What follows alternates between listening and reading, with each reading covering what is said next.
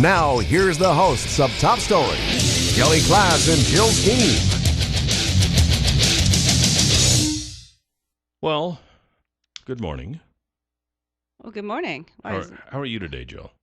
Oh, I'm disgusted and disappointed, and you vote, you get what you vote for, honestly, and so it's really kind of sad. I really thought the Idaho voters would really look at people and the issues and take it to heart, and they haven't. So I don't know. It's disgusting. Maybe they. I didn't Are want to you come. kidding me? I didn't want to come barreling on here, Really? sounding like the arrogant sap that so many people think I am. People can So I thought, celebrate, but what are you celebrating? I'm just going to come on here and play it cool.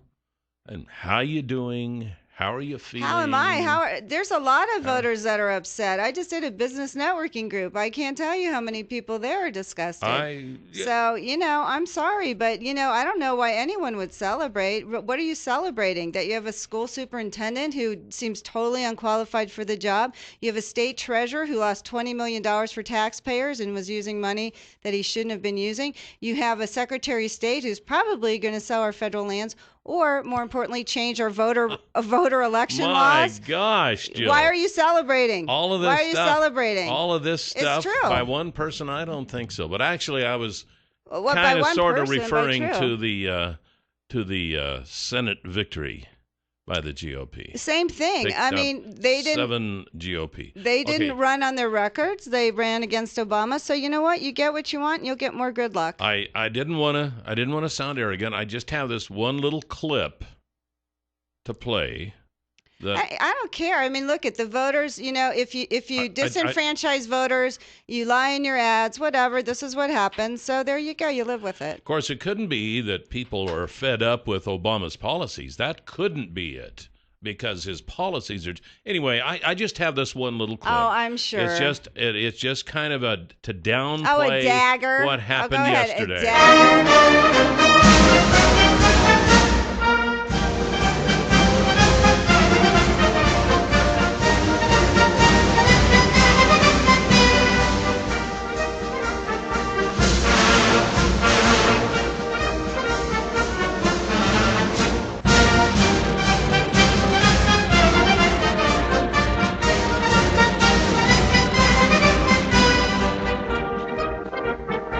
Okay, so there we go. There's my little downplayed clip from yesterday.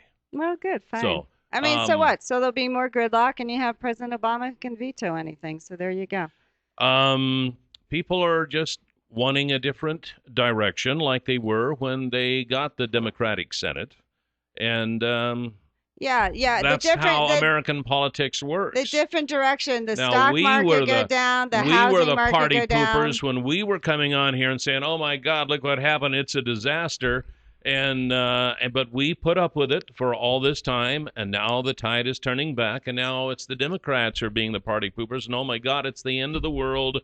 So you know what? It's just another cycle in American politics. You know what? And that's what people do when they are not all that happy with the current policies of the current administration. They choose the other side. That's happened before, and it will happen again. Well, I'll tell you one thing. This will help you win the 2016 presidential election. I don't know. Well, that is but actually a good point. It is a good point, because midterms you lose, the party usually loses, and then the next party wins the presidential. The Republicans better darn well perform now and turn things around. Pressure? And make things happen, because they're in the spotlight now. They've been given another chance, so they better darn well perform. So we'll see what happens. Yeah, let's see if they can govern. And their own party is saying that. They better step up and govern, because all they've done is obstruct. All they've done is try to sue, impeach, repeal. When you call it obstruction, we call it keeping things from going to hell in a handbasket. So it depends on your perspective. If you want a socialist America, then yeah, they've opposed that. But they don't want a socialist America. So, how dare we even ever question Obama and his socialistic tactics? But now that the tide may turn again, it's like, whoa. What would you question? On the other foot. Stock market's never been better. The housing, and let me finish so I can just please get this out. The housing market's never been better. Unemployment's the lowest. Gas prices have been the lowest in years. Our deficit is now to 2008 levels. Our GDP has grown faster than it's ever had. We've had 55 months of positive job growth. Yeah, and things yet are so many horrible. people are out of a job and still. yet, yeah, no thanks to the Republicans. No thanks to the Republicans who have blocked minimum wage increases, have blocked Paycheck Fairness Act, have tried to block the Violence Against Women's Act. There is so much, let's block the stimulus that would have really brought back the economy, but then take it, photo ops with the stimulus that's helped your district. You know what? Fine. I want to see them govern. Great. I would love it. That would be a nice change of pace. They didn't govern when they took it over after Clinton. So let's see them govern now. That would be nice. Well, I'll tell you what. We've got until 8:30. By the way, at 8:30, we'll be talking about, I think we're going to be talking about the Habitat for Humanity's Homeless Where the Art Is. I hope so. It's coming up this Saturday. Yeah. At 8:40, we'll have Randy Staples in to give us his analysis of the election yesterday. At 9 o'clock, we have Greg Lanning with the Twin Falls City Council for a State of the City. And so, when Greg comes in, it'll just kind of be... I thought Don Hall switched with him. For crying out loud. No. We got an email. I think Don Hall's coming in. You got an email? Yeah. I don't think I got that email, unless it was lost. Well, whoever. It'll be Don Hall or Greg Lanning or somebody from the City Council coming in for a State of the City. Anyway, so you know what? Hey, but I do have to say there was a shining light. My very dear close friend, Maura Healey, won Attorney General for the state of Massachusetts. Wow.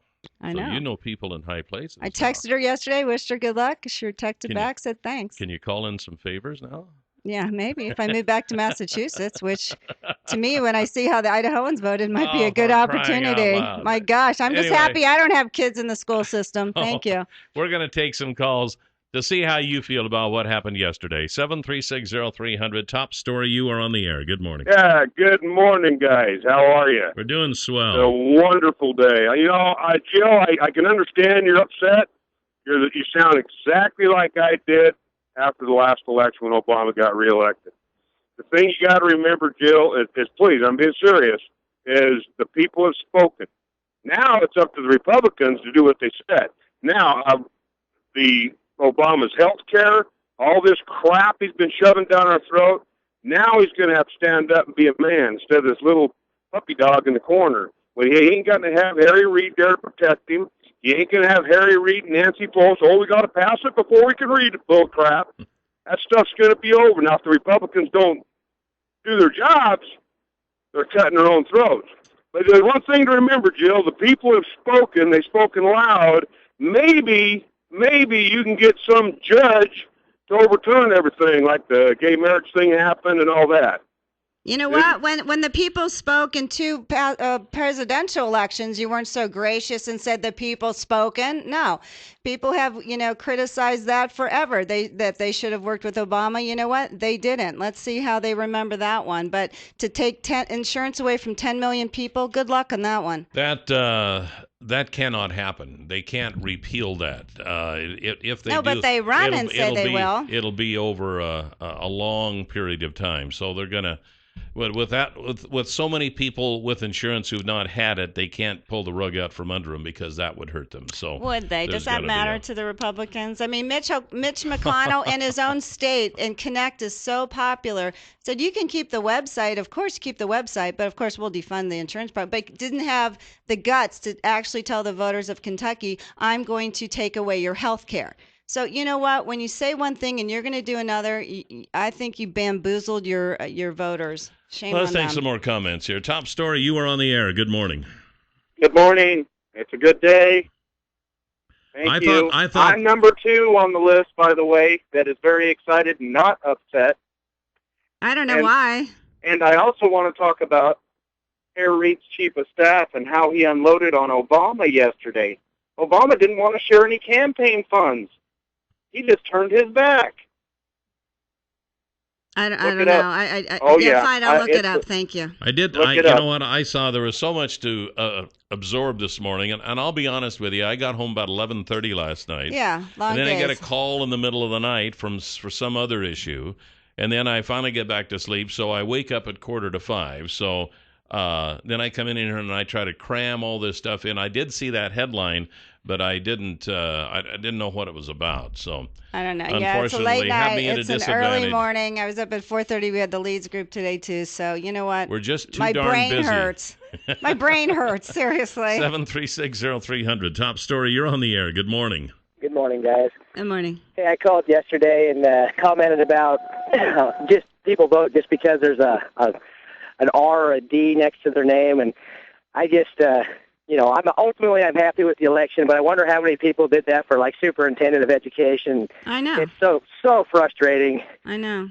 The vote on HR J2 or whatever it is, Yep, So, HR2. so I mean, ultimately I'm happy, but some of it's just ridiculous. Oh, I know. I agree with you. I mean, come on. If you just put an R back there and you don't really care about the person and what they're going to represent, and we have seen enough debates. They had several debates in that race. We've seen enough comments. We've seen whatever, and I'm glad I don't have a kid in the school systems out here. That's for sure. The constitutional amendment failed. Yeah. Just barely, but it failed. I think I'm happy about that. 50.6. Because I heard it was going to take away. I heard there was another hidden meaning for that one. So I was like, you know what? I'm glad it failed. The Hagerman sewer bond passed.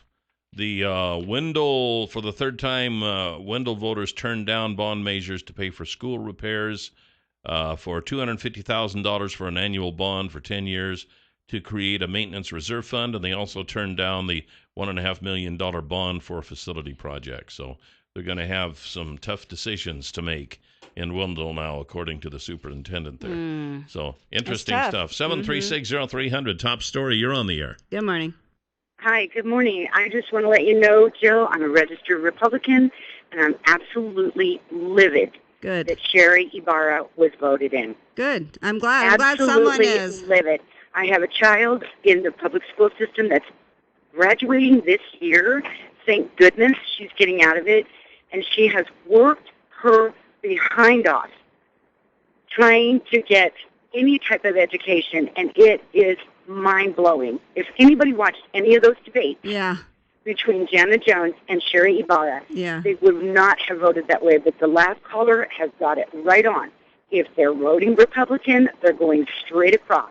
I know. And to be honest with you, I'm sick to my stomach. I know, I am too. I cannot believe that we have allowed Janet Jones to slip through our hands. Yep. But, So, they took out ads. totally The agree with Republican you. Party took out ads saying, just vote the Republican ticket, vote the Republican ticket. Do they not care about our students? Do they not care about Idahoans? Is it just more important to have an R behind your name here? Is that what it's about? I agree with you, and more Republicans should be upset. And we'll be right back here on Top Story. 7360300 is the number to call. 7360300 is the number to call here this morning on Top Story. Welcome back, and I just wanted to mention that Dave Hansen and the crew are standing by at Canyon Pond for you to stop by and see what they have in store today. Since it is a pawn shop, it changes on a daily basis. They do have lots of guns. They do have lots of camping stuff and fishing poles and woodworking stuff and tools. They got lots and lots of tools. So, and they also have jewelry. They have watches. We were in there the other day. What else do they have? I should have written it down. It changes all the time because it might be changes. gone by now. They have cooking utensils. That's right. They have, yeah. all sorts of So stuff. I want you to stop in and see the newest pawn shop in town. It's a nice, clean store. Very clean. Yeah. So they're at the corner of 3rd Avenue South and Shoshone Street, right across from Will's Toyota. Can't miss it. Got a big sign out front that says Canyon Pawn, and they would love for you to stop by. While we're talking about the Superintendent of Public Instruction, that race just kind of concluded Just this kind of, morning. sort of. That was a close one, and with all the precincts reporting now, Sherry Ibarra got 50.7% of the vote to Janet Jones's 49.3%. So that was a close one. Just doing a rough tally of the numbers here, it looks like Ibarra won by about 5,500 votes, approximately. Wow. Be so proud, Idahoans out there, well, man. Look at your superintendent of public instruction. Wow. This is one of those deals. I have to admit, Sherry Ibarra has some proving to do to me after so many of her missteps. But don't worry, Kelly, because her brain doesn't operate in the past, so she won't remember any of this. I'm sorry, those are her words, not mine. Those are her words, not mine. We'll have to see what happens if here. If anyone is outraged, this is the race they should be outraged over. Here's the downside. Gosh.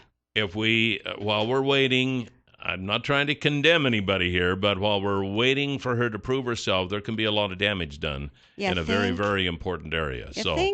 We'll see what happens. Hey, I'm a conservative, but I have to call it like it is. I'm very concerned about this. I thought a lot of people were concerned. Everyone I talked to, I can't even believe she got that many votes. Really, and it's just the R behind their name, and that's sad. We got more callers. They decided they gave up. Couldn't hang on. What about this one? Top story. You're on the air. Good morning. Good morning. Good morning, Kelly. Good morning, lovely Jill. Good morning. Kelly, I need a hug, Kelly. I know. Oh no, not Kelly. Jill, I need a hug. Yeah, right. I need one too. I was gonna say, not today, buddy. I think I need Valium. That's what I need. You know what? People that were so eager to vote Republican, just remember this. And this is a metaphor. When you see Ted Cruz charging you $2 billion to read you a cat in the hat, story on the floor of the Senate, that's exactly what you're gonna get. A joker of a Senate. I know. Not to mention our state. It's just sad. I really thought this year that people were taking it seriously. I don't know. Concerned. I'm kind of glad to see. I walked out this morning, and as a matter of fact, the grass was starting to turn green again. The trees were starting to bud again. The sky was a little bit bluer. After the Republican victory in the Senate. What are they going to do? Maybe we can turn this thing around and get it headed in the right direction. The country is in the right direction after the last Republican administration. Anything good that's has happened in spite of Obama, not because of him. It's interesting. He's blamed for the worst, and then when things turn around, he never gets any credit for it, and he is president. That's the way it is. Yeah, because that's how they're. Truth. Oh, please. 7360300. I hope they have a very long memory, those Republicans. Top story. You're on the air. Good morning. Hi. Hey, this superintendent thing is just blowing my mind. I know. It really, I attended the debate. Yep. And I listened to them on the TV, and Sherry never got any better. I know. So she is proof. Like, the fact that she won has just embarrassed Idahoans. And all of these Republicans, whether it's you're voting that way because you were raised that way or whatever, it's proof that you can have a blow-up doll running for a seat, whether it be superintendent or anyone, and they would win because they don't even pay attention to the candidate. And so this with Sherry Ibarra is just unreal to me. It is unreal, and I'm shocked because I really felt like people also were taking this seriously, and it's really disheartening that this is how we're voting. I know people who simply because they felt like a teacher would vote for Jana, they simply were going to vote opposite of that. And that's a dangerous way to vote. And it also makes absolutely no sense. So this is embarrassing, and we're just going to stay on the bottom. This is not helping us out at all. Are you a teacher? I work in the schools. I'm working towards my degree. So I'm in the schools. I see what's happening. I see how a lot of these policies that are coming from the state are not working in the classroom. We talk I have staff meetings, and I'm there. We've had district meetings. And, this is just not, she's very disconnected. And everything I've ever read about her, I was an informed voter. And people who were informed and who are in the schools, they would have voted with their head and not simply by that stinking R or D behind the name. It's ridiculous. I feel your pain. Ridiculous. I think that we should be embarrassed too. All right, hey, thanks for your thoughts. Coming up next, we're going to be talking about the Home is Where the Art Is with a Habitat for Humanity. Big fundraiser coming up this weekend. We'll be right back. 7360300, the number to call this morning on Top Story. Welcome back. We're going to talk about the Habitat for Humanity's home is where the art is. Easy for you to say. I was going to say art is where the home is. I know. But I knew that wasn't right. But before we do that, the folks at Clearwater Power Equipment want you to know they have Husqvarna and Echo power equipment. They've got chainsaws. They've got leaf blowers. They've got hydraulic wood splitters. They've got lawnmowers. Any kind of that power equipment you need, they got it. They service it. They sell it, and they are experts on it. And it's beautiful. And it's beautiful. That's right. Especially right now with the leaf raking going on. Pick up one of those leaf blowers they got down there. Or a Husqvarna chainsaw from, What says fall like a Husqvarna chainsaw? That's right. And that, you pull that rope and it goes, and there you go. You can just start moving that thing around like a magic wand and trees just start falling. That's right. So stop by at 252 Washington Street. The folks at Clearwater Power Equipment would like to have you stop by. If nothing else, just to say hi, take a look at the store. There where General Building Supply used to be. The number is 734-7767 at Clearwater Power Equipment. Carolyn White's on the line with us this morning. Good morning, Carolyn. Morning, Carolyn. Good morning. How are you all? We're just, things are looking good today. I'm depressed and disgusted. Greener. How can you ask? The grass is greener. I know. I was a little disappointed in the results as well, but I know. But Carolyn, you guys have Home is Where the Art coming up. Home is Where the Art is coming up Saturday, right? Correct. Home is Where the Art is. It's a partnership we're doing with the Habitat for Humanity and the Magic Valley Arts Council. And we're going to be having an auction, and it'll be both a silent auction and a live auction this Saturday. It's going to be held at the Restore, 639 Eastland Drive South.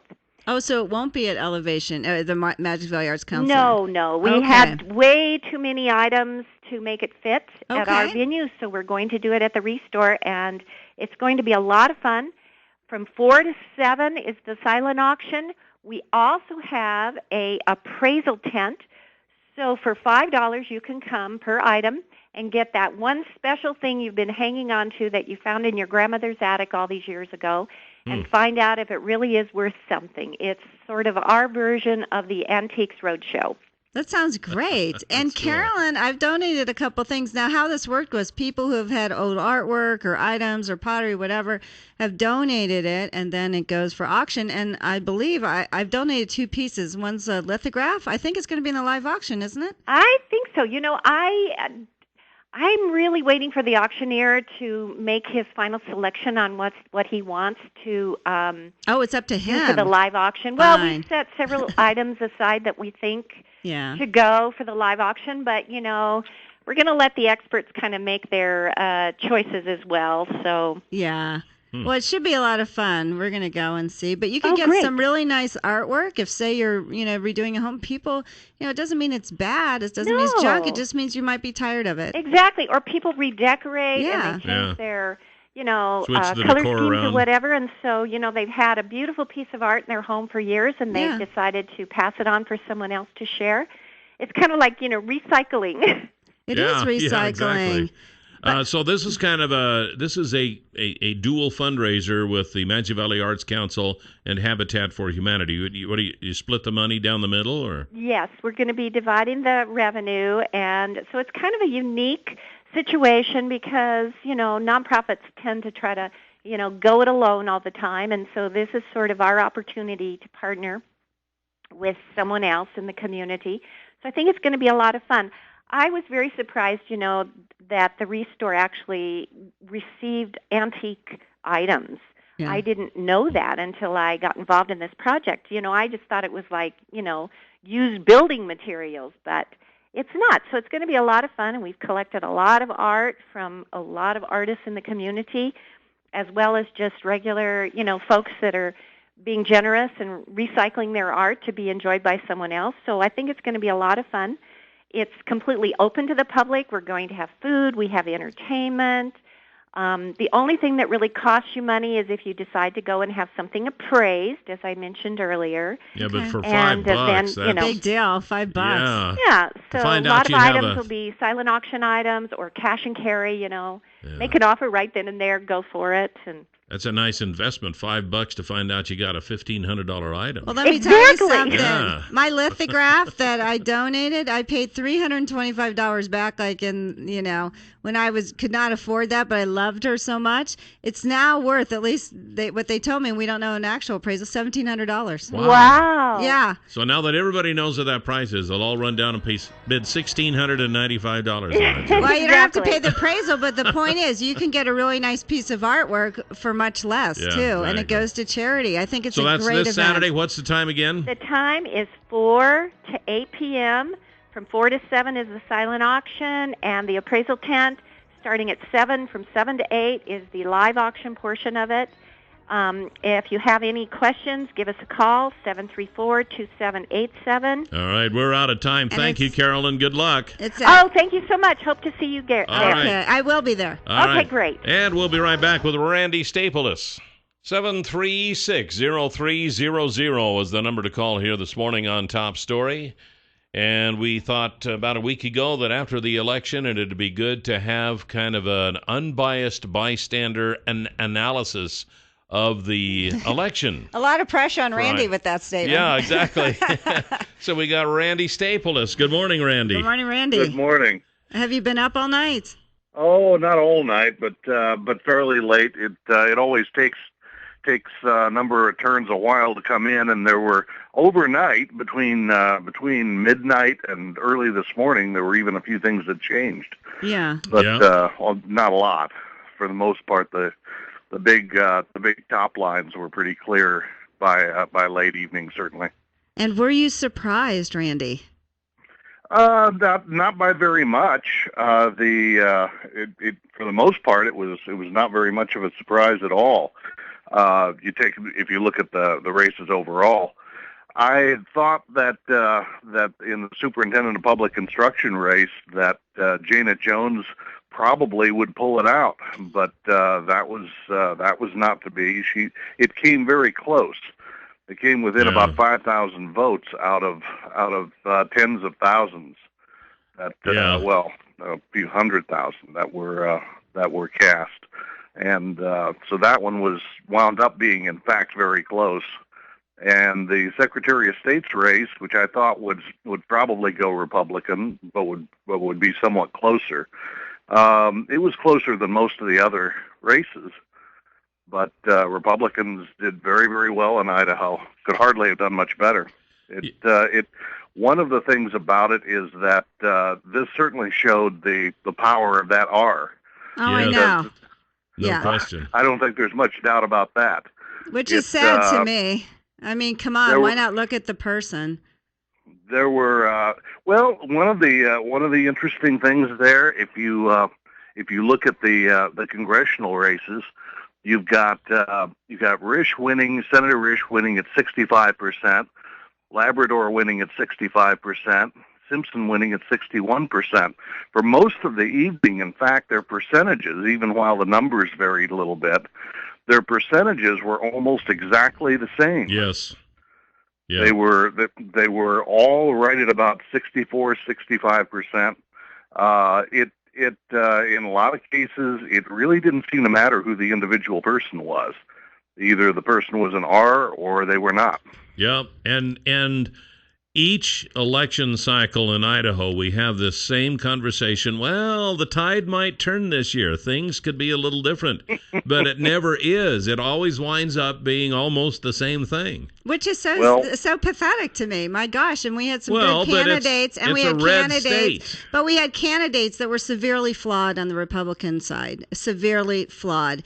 And you have to say, my gosh, what does it take? No, let me finish one sentence. Severely flawed from your viewpoint. No, it should be severely flawed from Idahoans' point of view. Well, We've had a few Republicans. Just because you're a liberal doesn't mean you're always right, Jill. I mean, it may be flawed from your point of view, but obviously not from a lot of people. If you don't think Ron Crane is severely flawed, or, Lawrence Denny was severely flawed, or Sherry Barr was severely flawed, what does it take in Idaho to actually vote someone out?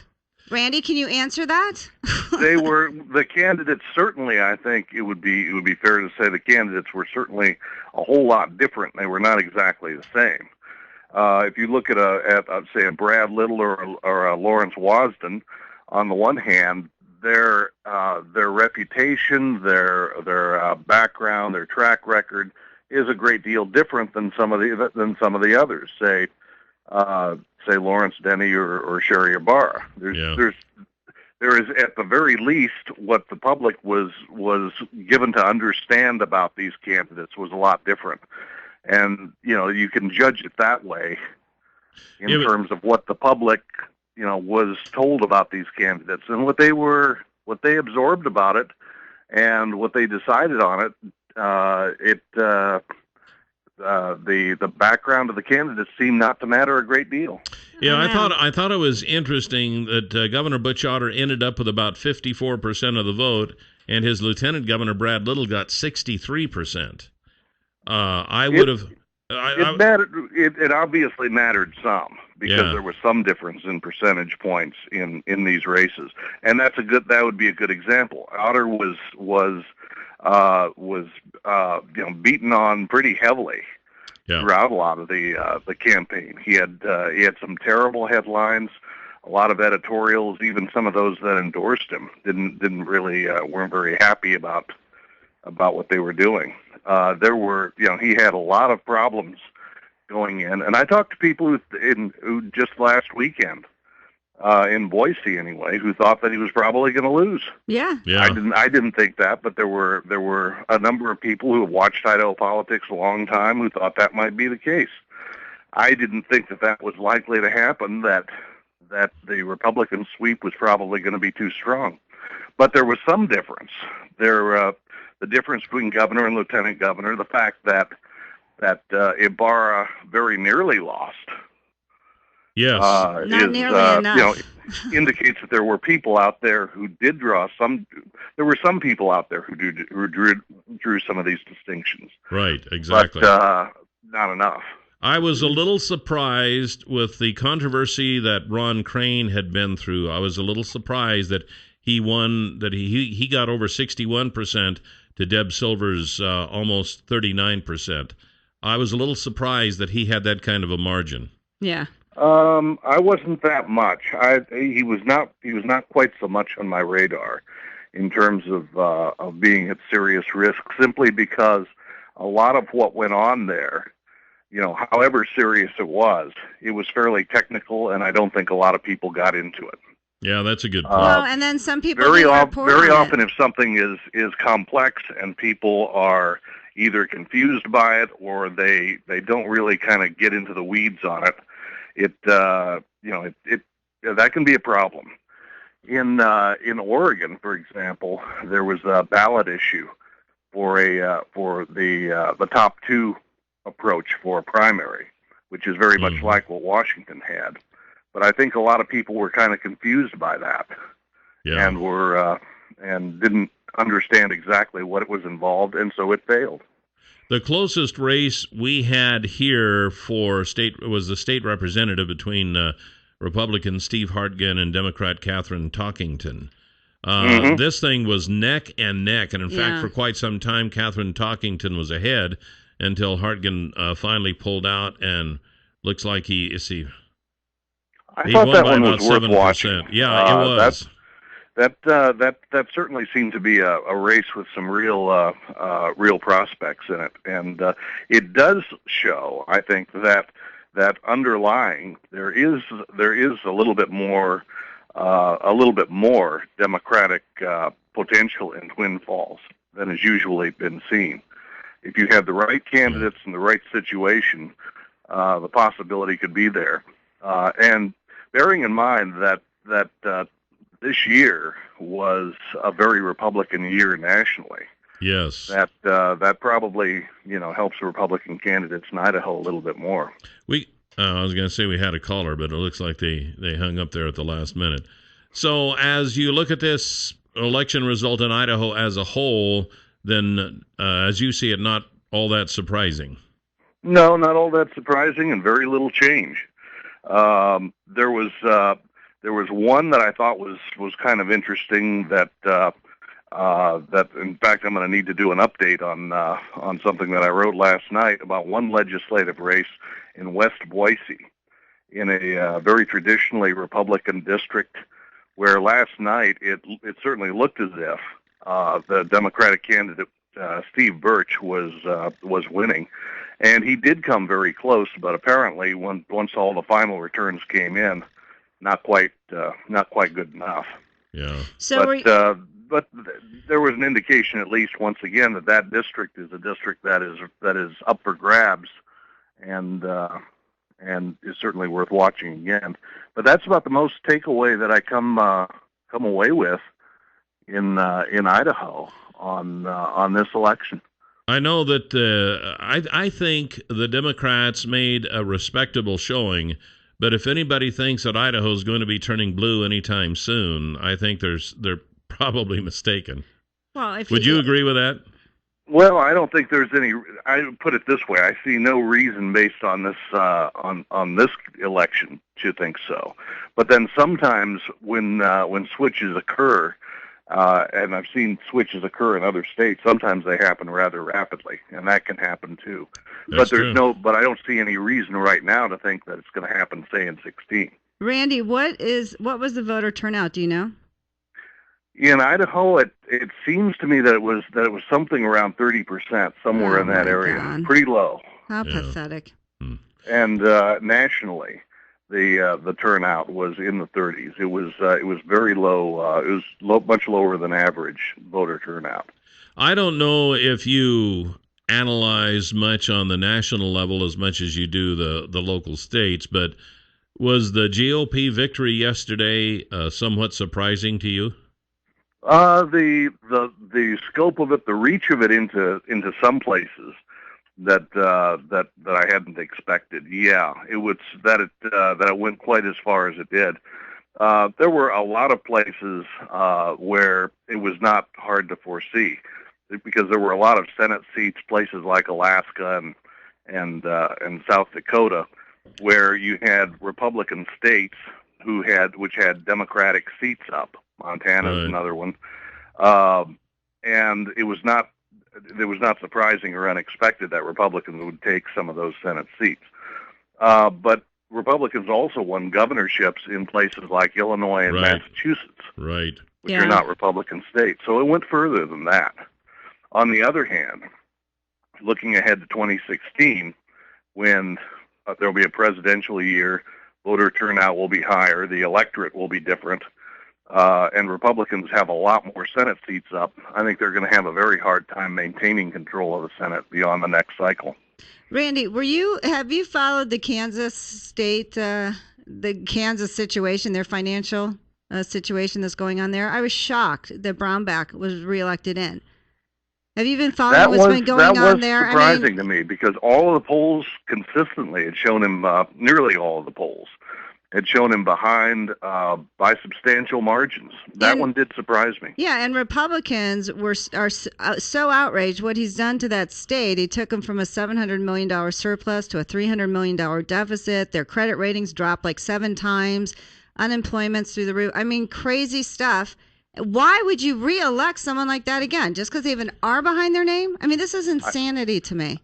I think there are going to be a lot of people who are going to be thinking pretty hard about some of that, about how and why exactly that happened, and what the meaning of it is, and what people thought they were voting for. Do you think that had a lot to do, especially on the state level like that with the governorships? Do you think a lot of that were anti-Obama votes and not pro-Republican votes? I don't think there were a lot of pro votes. Well, that's really a good point. It was a pretty. I think the attitudes were pretty negative. They were almost kind of free floating in a way. I think the attitudes toward Obama were negative enough that certainly contributed. But I think there's been I think there's some real negativity among the electorate. And how that translates in the next few elections will be hard to know. One of the interesting things to look at, though, has been the way these elections have been just kind of bouncing back and forth. You had 08, which was strongly Democratic, 10, which was strongly Republican, 12, which was strongly Democratic, 14, which is strongly Republican. I mean, where does this end? Yeah, exactly. And I think people are searching. And it's almost to the point now they're just kind of walking in and flipping the button and hoping for the best. That's sad, though. So, I mean, it I is just very feel sad. like people should... It almost suggests.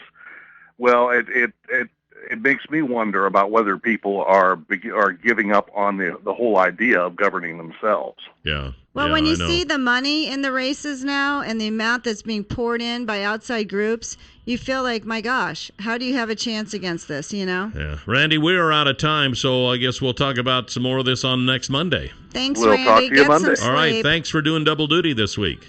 Okay. All right, we'll see Bye. you. That's Randy Staples from Reidenbaugh Press at reidenbaugh.com. You can get his weekly update by subscribing to it or hear him here weekly on Top Story on News Radio 1310 KLIX. We'll be right back with the State of the City after the news from the Fox Radio News Network. And welcome back to Top Story, 736-0300, always the number to call. Welcome back, Jill. Thanks, Cal. Same to you. You know, it's been surprisingly warm for the last 2 or 3 days. I thought it was going to cool off. I mean, it's 49 now, which isn't I thought it was just the hot, politics. but, well, I don't know. Maybe it is. I don't know. All that hot air. It's If hot anything, air. though, it should. And I'll tell you what, I am the first to say I am so glad to listen to the radio and not hear all the political ads. But I'll say it again too. We made a ton of money during the campaign season. So you don't care. I don't know if it's good for your economy, but it's good for ours. Oh, jeez. God bless America and the free enterprise system. You know, I'm just saying. I'm just saying. We have with us this morning Twin Falls Mayor Don Hall. Good morning, sir. Good morning, Good morning Don. to both of you. Nice to have you here with us. It's a pleasure to be here. The birds are singing. The sun yes, they came are. out. The grass is turning green again. It is. I'm glad I don't have a student in the Idaho school systems. There you go. It just hit me as I sit here watching at you. You are participating in the No Shave November. I am. Oh, yeah. Absolutely. And does your audience know about what that's we all talked about? We had to them Ben on Hammer Ben yesterday. Hammer yesterday. Very good. Yeah. Officer Hammer. But you can read. Well, I mean, it's a good cause. Yeah, absolutely. Officer Hammer brought that to us last year. It was the first year we did that. Did a great job putting a proposal together with his department and then running it up the flagpole, and then finally to the city council about taking the month of November off shaving and utilizing the money that you might be spending for shaving and giving it to Misty out at the hospital regarding Mountain Stutes Tumor Institute. Exactly, about prostate cancer research and the like. And I think it's a really worthy cause. And kind of an awareness thing, too, when you see all the police and the city officials going around with beards. It is, and it is, I will tell you, it is a sacrifice because this is already driving me crazy. but and that's a short drive anyway. It is, yeah, it's not very long. But more importantly, Don, did you get your PSA test? I have not got that for a while, but you need a digital exam. I know, but I'm clear because I've had the other procedures recently that cleared me, Jill. All right, that's what's important, though. Absolutely. Not just grow your beard; you got to get screened. I agree with that. Yeah, absolutely. no, it's true. That's the whole part of it. So. Absolutely. One of the things we wanted to talk about this morning was this new committee that has just formed to help the Twin Falls City find a new city hall. Absolutely. And Jill, as a matter of disclaimer, of all people. You are the co-chairman of that group, correct? Yes, somehow I was, I don't know if when I they said we made have the volunteers, motion. Everybody else stepped back and Jill stayed still. You know, so for the longest time, no one was raising their hand. Right. And I thought, you know what, someone has to do it. So I raised my hand. Well, Jill, you got the ball rolling. You raised your hand. Then we had two other individuals. Who said, oh, my God, she raised her hand. We have to stop this. I'll raise mine. But it's with Gary Garnan and Greg Polson, I think. Yes. So the three of us, and we had our first meeting Monday. We're going to have another meeting November 13th at 11:30 at the City Council chambers. But so if you want to be on the committee, come on down. We always welcome more people, right? It's not too late. Absolutely. What we want to get as much input from our citizenry as we can, and we certainly appreciate and understand that some people may not be able to go to every meeting. I know, and that's okay. But we want their voice to be heard because this is an important decision. We moved into the city hall that we're in back in the 40s. Mm-hmm. Okay, and so no one can tell me that we're not conservative fiscally in this area because we're in the same building. Now we've had to spread out to other buildings, of course, because the population changed between the 40s and 2014 has Plus made you've some added difference. on to the current one, right? Well, we have not added on to the building itself. Well, maybe the fire portion of it through the years. We did build a city police department next to it in the 70s, and of course that's bursting at the seams too. So we're asking citizens to come and give us some guidance. And Monday we're going to have, if you want to be on the committee, Monday they're going to have tours at 11:30 through that, and so we're going to look through that, and also the old clinic. I believe Eric emailed us and said he's going to have that open so we can go to the current facilities and see the old clinic, which is one of the considerations. So. It is. There's 11 different spots that we have at least preliminarily looked at in differing levels. We've looked at some a little more aggressively than others. Although a few aren't available anymore. And that's exactly right. That's what I was going to say. Some of the ones that we were looking at are not available anymore, but we've looked at 11 different structures. Right. So we do want your input. Don't just sit back again and complain. Come on down, do something. Be part of the solution instead of part of the problem. It's like, it's, come on. I mean, I've lived in 7 different, probably more big cities. I might have a good input on what a city hall should look like, but you should too, Yeah, absolutely. Everyone has a different point of view. Well, yesterday, when you go vote, they give you the I voted little sticker, and somebody mentioned that is the complaint permit. Now you can complain about things because you went and voted. Right. Okay. Absolutely. And I think that's accurate. And it's the same thing here. We want people, if they want to, we want them to get involved and give us guidance. I know. The thing of it is, too, with our modern technology, there's no excuse for not being involved, because I know from personal experience that the city council is very responsive. You're available through email. Several of you have actually given your own personal cell phone number out here, which I think is a very brave thing to do. Right. And, you're very approachable, and with just the modern technology aside, you don't have to go to the meetings anymore. You can watch those online. You can. Right. So you can be involved and never leave your house and be more involved than you ever have been. Well, we have a very, very good system at the city. You can not only watch the meetings as they go on, but we have them archived. If you want to go back a couple years, you can look at different meetings and all of our different commissions. Yeah, which is great. That's why I say modern technology is going to save us and it's going to kill us. So Right. It's a two-edged sword. Yeah. So anyway, that's exciting. So if somebody is interested in this committee and getting on it, what do they do? Well, you let us know, because most of the time, we have several commissions and they get paid a lot. Yeah. I.e. nothing. Yeah. Okay. Yeah. So most of the time, especially if it's a noon meeting, we do provide lunches for them. We would like to know if you're coming ahead of time so that we can make sure that there's enough food for folks. And I think that's a small price to pay, by the way, to get their input and get them there. So basically, you just show up. But if you're interested, Monday, 11:30 at the City Hall building, right? Well, the City Council chambers. No, the Monday starting at the tour. They said to meet at at the City Hall. I forget which side. If you show up at City Hall, we will. It's City Hall. They're you. having the tour, right? Yes. So they're starting the tour Monday, 11:30, and then did you get that email? Well, I haven't looked at that email, but generally, Jill, just for the future, what we usually like to do with these commissions is start in the city council chambers and then recess and go places. That way people can see that we're meeting. So we might want to check on that. We might have to check. And then the meeting itself is going to be November 13th at the city council chambers for sure. But if you want to take the tour and you happen to go to the city hall or the chambers, I'm sure we'll find you. Right. You'll find us. Just say you're there for the tour. Yeah, and we'll have plenty of people around to find you. Yeah, I think so. I mean, so you can just get a feel, and then if you didn't have a chance to do it, because the time sometimes we're a little awkward that day, during the work days. And sometimes so is there some money saved up in a special account to help along with this project along, or is this a deal where we're going to be starting from ground zero, going to the people with a bond election or something? Well, there's really 3 different options that we can look at. One is to do a special,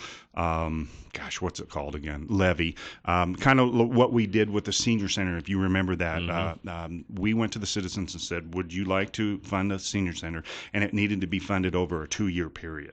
So there's one. That is not a whole lot of appeal to me, because that's such a radical taxation. Well, the committee piece. hasn't decided yet, haven't. so They don't haven't. no input. Right. There's 3 points. Right, There's right. the levy. But I'm just telling you my personal Yeah, feeling. Okay, and then of course we can go to the citizens and ask for a bond, much like what we do with any infrastructure need for the city. And then the third is we can look at our cash reserves. Okay. So there's 13 million in cash reserves. And reserves. can the committee come up with some other options? Is that what this is all about? Or well, those, the committee's going to look at the 3 funding, and you can do a combination too. And so we'll see. Sure. So, I mean, that's the interesting thing about getting a lot of different perspectives together, because they might come up with something we haven't even thought of. And there were so many amazing people in that meeting. Are there grants available for things like this? Or? Well, I'm sure that there are, but I think that would be very, very difficult. It's not up there with a bake sale, huh, Don? Yeah, it'd be very difficult. But certainly we would explore that. We have a grant writer on staff at the city now that could explore that. But right now, I think that might be difficult. But that might be something that comes out. I don't know. But you know what? We have some great people on there, and they had some great questions the other day. I was really impressed, and I'm excited about it. Well, I want to mention that looking in the audience, because I got to say a few things at the beginning, and then the city council is really going to back out and just listen from this point on. But looking in the audience of folks, we had the usual suspects, I say, the folks that are always involved, and God bless them, because they come to and they care. And they care. I mean, that's neat, and that's wonderful. If only everyone were that way. Know. But we had a bunch of folks in the audience that were unfamiliar to me, and I think that was great. I know. I thought it was exciting too. It's like getting new callers on the show here. 736-0300, top story. You're on the air. Good morning. Good morning. Yeah, good morning, everybody. Hey, I thought Jill lived in Kimberly. I do live in Kimberly, but they and said you're selecting the city hall for Twin Falls. They said it's open to anyone, and you know what? I pay taxes, and my husband had a business there. That's true. Everybody pays taxes, but I live in Filer, and I wouldn't even think of going into Twin Falls and getting something about the city hall. Why not? Well, I just don't think it's... They have different input. You know, we all use City Hall. Here's how I look at this. I live out in the county. I do not live in the city, but Twin Falls is my town. I work in town. I do my shopping here in town. So to be excluded from certain things like this, to me, seems a little bit unfair. It's kind of like those people who live in the impact zone. Area of impact. Yeah, I'm in there. Yeah. The city makes all the decisions in the area that they're living, but yet they can't vote for any of the city commissioners. So this is a chance to become involved in your local area. I think the caller has a good perspective. I understand where he's coming from. I do because too. Especially if it goes to a bond or something, we're going to be asking the citizens to do this, and folks on the committee won't have to pay for that. Okay, so I get that, but really, you're exactly right, Kelly. This is city of Twin Falls is it's a community. And folks, just because you live a mile or a foot outside of our district doesn't mean that you don't have some input. You probably work within the city of Twin Falls or own property within the city of Twin Falls. My husband had a business for 15 years here. Exactly. And, so we want to listen to your voice as well. And I live right across the street. But also, then you limit it to, is it just people who rent? They can't be on the committee because they don't pay property taxes? I mean, I pay school taxes. I don't have kids. There you go. Okay, top story. You're on the air. Good morning. Hi, thanks for taking my call. My understanding I've heard rumors, and you know how rumors are. They're everywhere. True. You got about 20 seconds. So. Okay, I've heard that the city has put some money down on the old Banner building down on Main Street. I've heard that the Rogerson building has been purchased, which it has, and it was going to be leveled and a parking lot put there. And I've also heard at the Idaho Youth Ranch there's been a bid made toward purchasing that building to put a splash park and a place for the Wednesday night concerts. Could you comment on that, please? All right, we'll have the mayor do that if you can stay. I can. We'll have him do that as soon as the break's over, right here on Top Story. 7360300 is the number to call here this morning on Top Story. We have Twin Falls Mayor Don Hall with us on State of the City. Before we get back to that, so he can answer the questions of the previous caller, I wanted to say that the word of the day brought to you by the Happy Landing Restaurant. One of my favorite places in the whole world to eat. I'm going out there tomorrow, as I do weekly for the Ham Radio Group. This is where Kelly hangs on Thursdays when he eats. That's my place. They all know me by first name basis. I rarely have to tell them what I want because when I walk in, they can read my face and they just bring it to me, So and they anyway. say, and would you like pie with that? But at any rate, the word of the day brought to you by the Happy Landing Restaurant. They are at the Twin Falls Airport. You don't have to be flying anywhere or arriving from anywhere in order to eat there. I mean, it's just a restaurant at the airport. Yeah. While you're there, you can watch the planes come and go. You can, if it's your first time visit, tell them you heard about it with Kelly and Jill here on KLIX. And if you buy a drink, then they'll give you a free piece of pie. Isn't that nice? It's wonderful. I'm sure It's you like homemade pie, pie, don't you, too. Don? It's huge. This That's is huge. not this I store-bought eat out there pie. once in a while. Yeah. You're going to have to say you heard it here to get your free pie. Okay. Well, I it's can not do your that. first visit, though, so sorry you don't qualify there. But you could give it a try, I I Now that you got, Maybe now they that you won't got the recognize beard you. on, they won't recognize you. Yesterday's $100 instant winning name is Garth Stoddard. Garth Stoddard, congratulations. And today's $100 word of the day is guy. Guy. G-U-Y. Guy. G-U-Y. Guy. Yeah, like Guy Wire. Or a guy. Just you got a girl and you got a guy. Okay. All right, so go to our website, newsradio1310.com, click on Word of the Day, type in Guy, G-U-Y, and listen tomorrow. And if you hear your name tomorrow and you played the word today, you win $100. All right, so Twin Falls Mayor Don Hall, what about that? We put money down? Three. Okay, I good. remember the three questions. I'm glad. Hopefully. After all well, first this. of all, have we? The rumor really is we've already made our decision. This is just a farce, and that it couldn't be anything further from the truth. We really do treasure our commissions and folks that give us advice. We need that. Certainly, we have done some due diligence. We've looked at some more robustly than others, 11 different areas for this. And we've taken several tours of the clinic, for example, the old clinic, and went through that building. And we've have put some money down on the Banner Furniture building because that was done after we had done some structural looking at the building. First of all buildings have bones, right? They have structure, and then everything else is facades. Okay? Yeah. And so we wanted to see, well, is this even a viable building? Is the structure okay? Is the concrete solid? Because it's an older building, obviously. Mm-hmm. And so we did some research, and it costs money to do those kind of things. And we found that it's a very solid structure. So, there's some money put down. We've spent a little bit of money in this exploration. Now, I think maybe where people are getting confused is when you use the money, there has been some money put down. Because when you use that term, it's like a down payment for purchase. Right. But this is putting money down for research and not for a down payment, correct? Well, but you did sign a contract. It is money that has been put down to hold the price. Okay.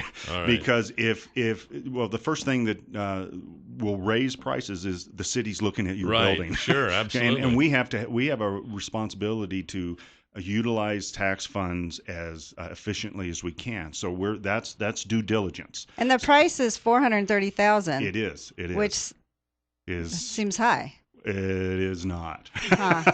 It is. That's what I would think. Not when for the you square compare feet. it to building a new building, $430,000. I mean, that's like the front door. Well, the other thing too, we wanted to make sure that was the case because we also contracted with someone to look at what will it cost a building like this to remodel and put in place, especially in comparison to going to bare ground and building a building of the same size. Right. And it's literally half.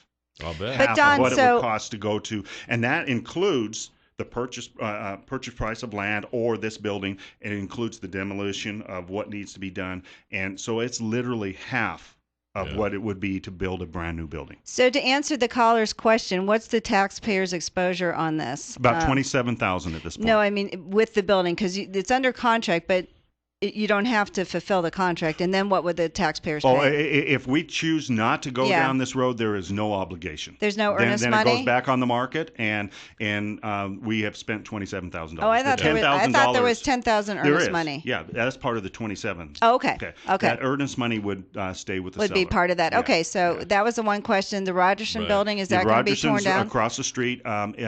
People get confused. It has actually been purchased by the Urban Renewal Agency. Not by the city. Not by the city. It's a whole different entity, and they are exploring what they're going to do with that. I've heard the same rumors this gentleman has. We don't know. They are exploring what needs to be done over there, whether they're going to raise it or whether they're going to remodel it or make it available for purchase later on. for economic development, we don't know. As far as the youth ranch, I have not heard anything that's going to be purchased by URA or anything. I'm certain that people are looking at all kinds of buildings downtown, especially if this does come to fruition. And we've had great development in our downtown. Yeah. Well, I went to breakfast lunch the other day on a Saturday. Can you hang tight? I can. All right, we'll be right back with Mayor Don Hall. We want to know where you went to lunch and what did you eat. 736-0300 is the number to call here this morning on Top Story, and I know that the irrigation season is done for the season, done for the year.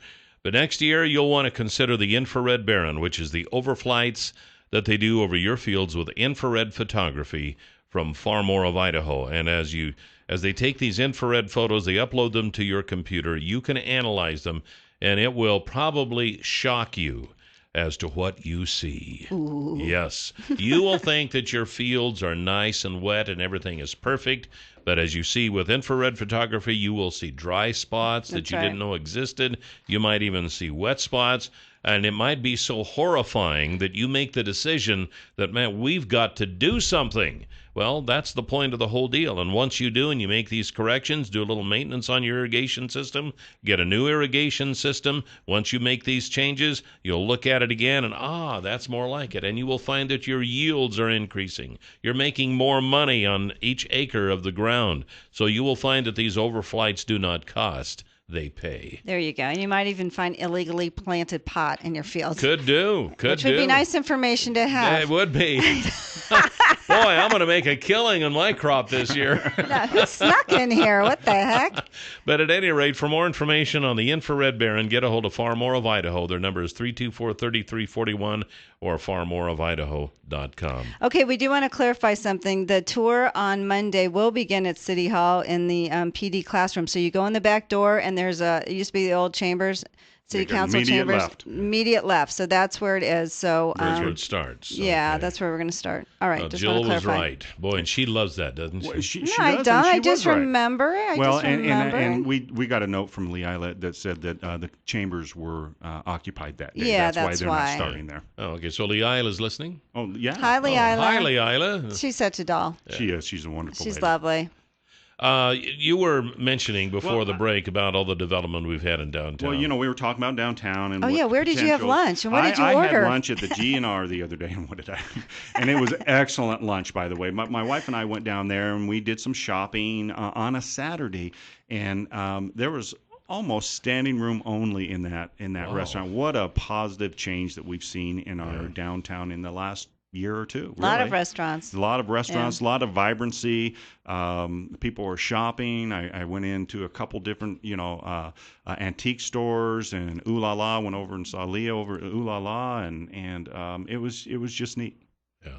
It seems like as I drive through and drive around that taking the parking meters out was probably the right thing to do, because it seems like there's a lot more cars. It's a lot more crowded in the downtown. Well, I just have to say that I kind of led the push to remove those years ago, and we just didn't have enough votes on council to do it. And then we had a transition of council, and another council member brought that back, and we finally made the decision to pull the parking meters. And in my humble opinion, best thing we ever did for downtown. Yeah, I think so too. And I don't do a lot of travel. I leave Twin Falls maybe once a year if I'm lucky, But when I do and I see other downtowns, I really don't ever.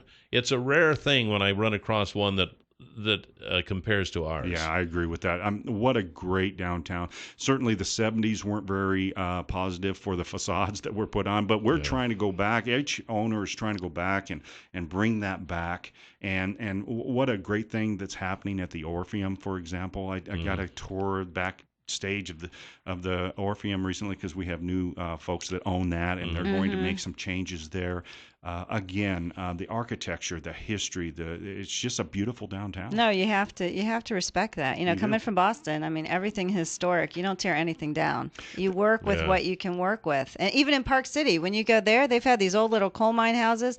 They keep the fronts on. They build it up. They do not tear it down. And that's the beauty of a city. Well, the West has traditionally, if it's more than 50 years old, we tear it down. They have no idea what history is. What happened. You go back east, Oh, there I are know. 300-year-old buildings I that are know. still I know. One of the worst things we ever did was tear down the old Perrine Hotel. Yes. That was a magnificent. You hear that all the time. What a tourist draw that would be Yes. today, you know. Yes. And so when they're talking about the old Rogerson Hotel, and I know this is not the city, this is the URA, but boy, I hope they think long and hard before they tear that down, because it's been around for a long time. And it may have problems, but it's still history. Might be worth fixing, because they do say the facade. We had the one of the occupants call in and say that there's, the facades are still there and covered up and nice. And Well, actually, I went through the old Rogerson yesterday because we were going to be utilizing. I teach at CSI, the law enforcement program. We need a place to go and do building search training,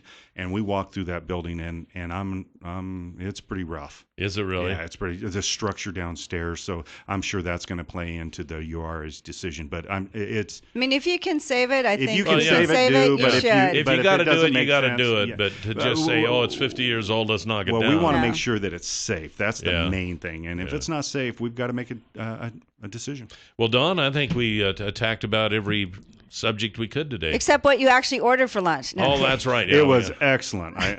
He won't say. It's hamburger and fries. I mean, there you go. It's just hard to beat the old basics. It's only because Don. I always tease him about not eating vegetables. Yeah, I don't want to say it in front of Jill because she did you have chastises me later. Did you have ketchup? Because the government considers ketchup a vegetable. Ta-da. Well, there you go. There you go. So you're safe.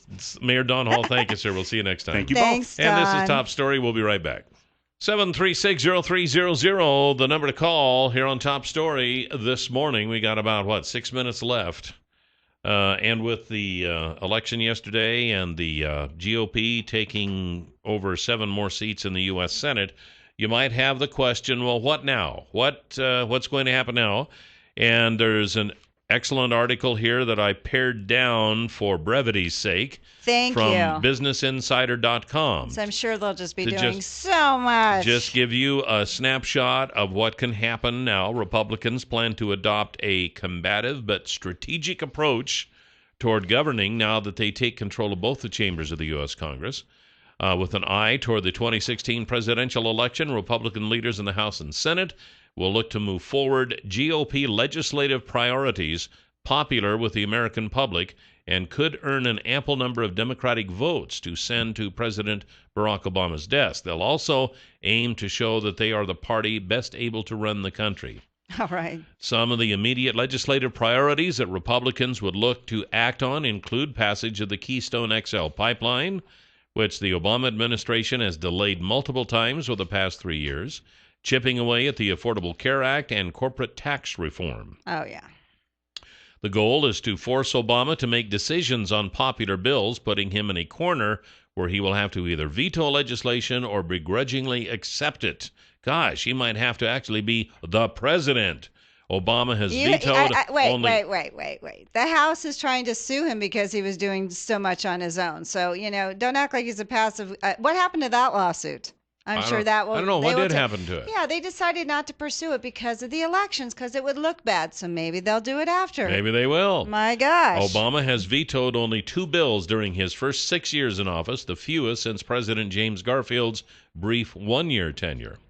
Obamacare, of course, the Republican Holy Grail, is a bill that repeals the Affordable Care Act. Will see its best chance for passage next year. But while there will likely be a full vote in the Senate to repeal the entire health care law, aides said the overall GOP strategy will likely be to chip away at parts of the law in bills that would make it to the president's desk. Maybe they should actually come up with a bill of their own to help people with insurance, but in 5 years, we've never seen one. A full repeal bill would certainly prompt a presidential veto. One item Republican House and Senate aides think is likely to make it to Obama's desk and potentially get his signature is a bill to repeal Obamacare's tax on medical devices. A similar amendment championed by Senator Orrin Hatch of Utah, who's in line to become the next chair of the Senate Finance Committee, passed by a 79-20 vote in 2013. Moving along here for the sake of time, foreign policy. One of the GOP's first orders of business may well be mounting a united front to oppose any Obama administration-led deal on Iran's nuclear program. Such a move would win the backing of a decent amount of Democrats. Such a move could well become the first of many intense fights set for a lame duck session of Congress. And then there's trade. This is kind of an interesting story on trade. A GOP Senate could also help jumpstart a key part of Obama's foreign policy agenda, where he has run into a roadblock from his own party. The big obstacle to Obama's ambitious trade agenda has so far been Harry Reid. Obama needs Congress to pass a special authority for him to fast-track certain trade deals that Congress can either accept or reject but cannot change. Reid has not allowed a vote on fast-track legislation, and Democrats generally fear expanded trade could cost American jobs and have a negative effect on global wages. But Obama has long advocated a pair of trade agreements with the European Union and nations in Asia, saying they will create millions of jobs through a vast expansion of U.S. exports. Republican aides told Business Insider that they are open to working with Obama to get fast-track legislation. Another one, and probably one of the biggest, is immigration. A coming Republican Senate would also make Obama more likely to take executive action quickly on immigration, something he delayed until after the elections. The only question at this point is when and not if. Many analysts expect Obama to announce his executive action before Thanksgiving. Obama's actions will likely face heavy pushback from Senator Chuck Grassley from Iowa, the likely next chair of the Senate Judiciary Committee, and Senator Jeff Sessions of Alabama, who will likely take over as chair of the Senate Budget Committee in a GOP Senate. Any executive action would effectively poison the well for any legislative fix to the nation's immigration system until after Obama leaves office. The legislation passed by the Senate in 2013 expires with the end of this Congress in early January. Taxes, there's the ever-ambiguous issue of tax reform, which has been floating around Washington for all of Obama's term. It will figure even more prominently next year, as it will be a priority for Republicans who think a revamp of the corporate tax code is essential to boosting economic growth. Yeah, ask Sam Brownback how's that working in Kansas for him. Court appointments, a significant part of Obama's legacy rests on judicial nominees he can appoint to courts, which will determine the constitutionality of his administration's policies, regulations, and executive actions long after he leaves office. So the more liberal judges he can get appointed, the longer his legacy will live. So we'll see how that turns out.